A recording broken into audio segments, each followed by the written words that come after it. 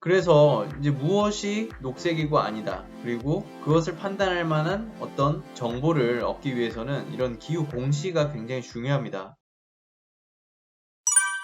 안녕하십니까, 송준호의 생활 ESG입니다. 오늘 전해드릴 소식은요, 올해 내내 언급했던 회의죠. COP26 UN 기후변화 당사국 총회. 지금 이 회의가 열렸습니다. 현재 각국 정상들이 더 강화된 2030년 온실가스 감축 목표를 들고 가 있죠. 그리고 또 2050년 혹은 2060년, 70년까지 탄소 중립 목표를 들고 가는데요. 70년까지 얘기하는 것은 또 여러 가지 에피소드들이 지금 COP26에 마련되어 있습니다. 오늘 전해드릴 소식은 COP26에 어떤 정책적 합의가 있었는지 간단하게 전해드리고요. 현재 임팩트호는 COP26 관련 내용들을 추적하여 보도하고 있기 때문에 이런 내용들, 어떤 국가들이 참여하고 있고 어떤 내용을 논의하고 있고 날마다 새롭게 올라온 소식들을 모아서 보도하고 있으니까요. 계속해서 관심 갖고 봐주시면 감사하겠습니다. 네, 오늘은 간단하게 어떤 정책적 합의들이 있었는지 전해드리겠습니다. 네, 먼저 국제 메탄 서약이죠. 이걸 2030년까지 30%를 감축하겠다는 국제 메탄 서약, 이거에 80개국이 서명을 했습니다. 요거는 전에도 임팩트온에서 한번 언급한 적이 있었습니다. 이 국제 메탄 서약은 다시 말씀드려서 메탄을 줄이겠다는 건데, 사실 EU나 미국 중심으로 먼저 국제 메탄 서약에 대한 내용이 있었죠. 제안한다는 내용이 있었는데 이것이 이제 확산이 돼서 COP26 전부터 이미 가입국이 있었고요. COP26에서 다시 발표를 하면서 영국, 이탈리아, 인도네시아, 멕시코 등 지금 89개국이 서명한 상태입니다. 이 메탄 규제 관련해서는 내용들이 또 임팩트온 기사들이 또 있습니다. 많이 봐주십시오. 메탄이라는 것들 이제 간단하게 말씀드리면, 우리가 계속 얘기하는 건 온실가스 안에는 이산화탄소만 있는 것이 아닙니다. 되게 다양한 것들이 있는데, 탄소가 지금 제일 부각되지만 그 뒤로는 메탄도 또 큰 기후변화를 일으키는 문제로 부각되고 있습니다. 메탄은 탄소 같은 경우에는 대기 중에 떠 있으면 당장에 그렇게 파괴력 있게 기후의 변화를 주기보다 오랜 기간 머무르면서 지구 환경에 영향을 미칩니다. 메탄은 단기간 동안에 더 크게 영향력을 환경에 미칩니다. 그래서 이 메탄에 대한 문제도 심각하기 때문에 여기에 대한 배출량을 줄이자는 이니셔티브가 나온 것이죠. 그렇습니다. 바로 다음으로 넘어가겠습니다. 전달드릴 게 많습니다. 산림벌채, 숲에 대한 문제인데, 이 산림벌채를 2030년까지, 그러니까 숲을 망가뜨리는 행위를 2030년까지 멈추겠다. 100개국이 선언을 했습니다. 자, 그러자 190억 달러를 여기에 지원하겠다. 선진국이 이렇게 얘기를 한 겁니다. 자, 어떤 국가들이 이 100개국 안에 들어가냐면 브라질, 러시아, 캐나다, 콜롬비아, 인도네시아를 포함하는데요. 뭐 브라질 같은 경우에도 아마존 숲이 있고요. 그래서 전 세계 산림의 한 85%를 보유한 이런 국가들이 되어 있습니다. 당사국이죠. 그래서 여기에 190억 달러, 22조 3,516억 원 정도를 지원을 받아서 이걸 종식하겠다고 한 것이고요. 이 선언에 이제 다양한 국가들이 아까 말씀드렸던 이 지원을 하겠다고 나섰는데요. 요새 COP26의 주최국인 영국 많이 나옵니다. 영국을 중심으로 12개 국가가 2025년까지 120억 달러, 14조 1천억 원 정도의 공공기금을 조성하고, 아비바나 악사 같은 민간기관 투자자도 나왔습니다. 30여 곳 뭉쳐가지고 72억 3천만 달러, 8조 5천억 원 이상을 투자한다고 밝혔습니다. 뭐 그 외에도 여기는 이제 직접적인 것이고요. 이케아와 록펠러 재단 같은 것도 좀 더 넓게 기후변화 공동기금 창설해서 100억 달러를 이제 11조 7,640억 원을 모을 예정입니다. 네, COP26 통해서 이렇게 기금 자체가 모인다는 건 굉장히 긍정적인 것 같습니다. 자, 그리고 다음 소식은 이번에는 조금 다른데요. 위에도 선진국의 지원인데, 이거는 개도국 연간 1,000억 달러 지원, 미국은 114억 달러, 영국은 41억 달러 원조 이렇게 되어 있는데, 이게 무슨 내용이냐면 먼저 인도에서 나옵니다. 인도 부펜데르 야다브 환경장관이 기후변화를 초래한 탄소는 대부분 경제발전을 이룬 서방 선진국이 배출했다 하면서 선진국이 개발도상국 1,000억 달러 지원 약속을 이행하도록 촉구했는데, 뭐 영국의 총리는 더 큰 금액을 지원해라 이렇게까지 얘기를 하고 압박을 하고 있는데, 어떤 기준에서 이 돈을 지원하라고 하는 것이냐면 2009년도에 덴마크 코펜하겐에서 COP26 전에 이제 COP15가 열렸습니다. 선진국이 개도국의 기후변화 대응 돕기 위해서 2020년까지 매년 1,000억 달러를 지원하도록 기금을 마련하자라는 국가 간의 합의입니다.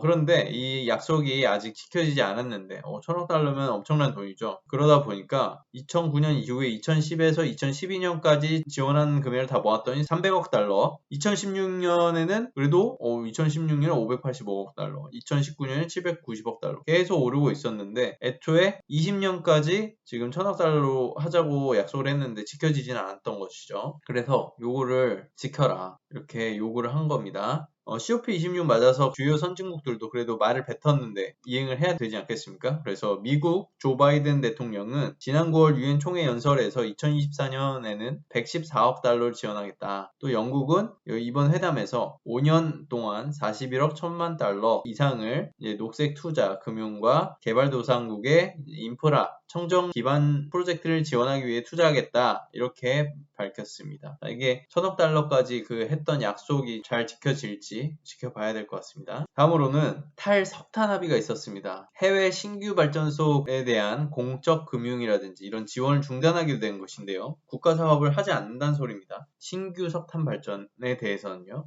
언제까지냐면 올해 말까지입니다. 올해 말까지 해외에서 추진 중인 신규 석탄 발전 프로젝트에 대한 공적 금융 지원을 중단하는 방향으로 합의했습니다. 당연히 중요하겠죠. 석탄 화력, 화석 연료에서 전 세계 온실가스 배출량 30%가 나오기 때문에 당연히 탄소 중립 달성하기 위해서는 탈석탄이 중요한 의제입니다. 지금 석탄 발전소가 어떻게 돌아가고 있는지를 한번 살펴보자면 미국 비영리 글로벌 에너지 모니터의 조사의 결과에 따르면 전 세계에는 6,593기의 석탄 화력 발전소가 운영 중인데 동아시아에 거의 절반 정도가 있습니다. 3,341기가 있고 남아시아에 876기가 있습니다. 이렇게 되면 아시아 지역에 굉장히 많은 석탄 화력 발전소가 있는 것이고요. 북미에는 525기, EU에는 476기, 그외 국가에 1313기가 있습니다. 결국에 아시아 지역에 이렇게 집중되어 있기 때문에 어떤 이 발전소의 지역별 분포 차이는 당연하게 탈석탄 선언에 영향을 주겠죠. 왜냐하면 발전소가 그 지역에 위치하면 지역 경제에 미치는 영향이 당연히 더 크겠죠. 크기 때문에 석탄 화력 발전에서 빠져나올 수 있는 그런 여력이 다를 겁니다. 그래서 서구 국가 상당수가 이제 화력 발전소 자체가 적고 의존율이 아무래도 더 낮고 재생에너지로 전환을 많이 했기 때문에 EU 같은 경우에도요. 당연히 탈석탄 정책이 호의적이고 빠르게 이행이 되고 있습니다. EU 국가 중에 스페인 같은 경우에도 2030년까지 석탄 발전소를 퇴출시키겠다 작년에 선언을 했습니다. 근데 추이를 보니까 2025년이면 다 퇴출이 될 것이다 이렇게 보입니다. 시진핑 국가주석도 지금 참석을 안 했는데 그래도 9월 21일 개최된 유엔 총회에서는 신규 해외 석탄 발전소에 건설하지 않겠다 이렇게 밝혔습니다. 근데 문제는 아까 말씀드렸듯이 이제 아시아 지역에 굉장히 석탄 발전소가 많다고 하지 않았습니까? 그러니까 국내의 석탄 발전소 건설은 언제 끝내겠다 이런 약속은 없기 때문에 좀 더 지켜봐야 될 것으로 보입니다. 문재인 대통령도 한국도 로마에서 열린 G20 정상회의에서 올해 말까지 석탄 발전소 2기 추가 폐쇄하겠다. 그리고 2050년까지는 석탄 발전을 전면 폐지하겠다 이렇게 약속을 했습니다. 이것도 중요한 내용인데요. TCFD 우리 많이 알고 있죠. 기후 관련 재무정보 공개 태스크포스. 기후 관련 정보를 기업들이 가지고 있는 기후 변화에 대한 어떤 리스크, 위기와 기회를 정확하게 정보를 정리해서 공개하는 그런 기준을 마련하는 건데요. 여기에 대해서 ESG 공시 의무를 법제화한다 라는 내용입니다. 누가 있냐면 바로 영국입니다. 영국이 이 TCFD의 권고에 따라서 대기업들이 정보를 공개하도록 의무화할 것이라고 확인했으며 이제 국가의 법으로서 이것을 포함시킨 것입니다. G20 국가 중에 최초입니다. 2022년 4월 6일부터 1300개 이상의 영국 등록기업 및 금융기관이 TCFD에 따라 기후 관련 금융 정보를 의무적으로 공개해야 합니다. 그렇죠. 그래서 이제 영국 정부가 이번 결정에 대해서 경제와 환경적으로 중요한 기업 포함해서 영국 산업계 전반의 기후 공시의 양과 질을 증진시킬 것이라고 평가했습니다. 이 사실 기후 공시라는 것이 굉장히 여러 부분에서 중요합니다. 그냥 말 그대로 금융이니까 간단하게만 말씀드려도 우리가 말하는 ESG나 기후 관련 우리가 우리가 흔하게 보는 녹색 펀드라든지 녹색, 친환경 이런 라벨이 붙은 투자 상품들이 있지 않습니까? 그런 것들을 우리가 그게 진짜인지 아닌지 잘 파악을 해야 되는데 그게 그 파악을 하려면 정보가 필요하지 않습니까? 그 정보를 정확하게 공시하자는 것이고요. 물론 그런 정보에 대해서 기준점 무엇이 친환경, 녹색 상품이고 아니다 하는 것은 EU라든지 이런 텍소노미, 녹색 분류 체계에 의해서 규정이 되고 그에 기반한 정보 공시 규제들이 있습니다. SFDR이라든지.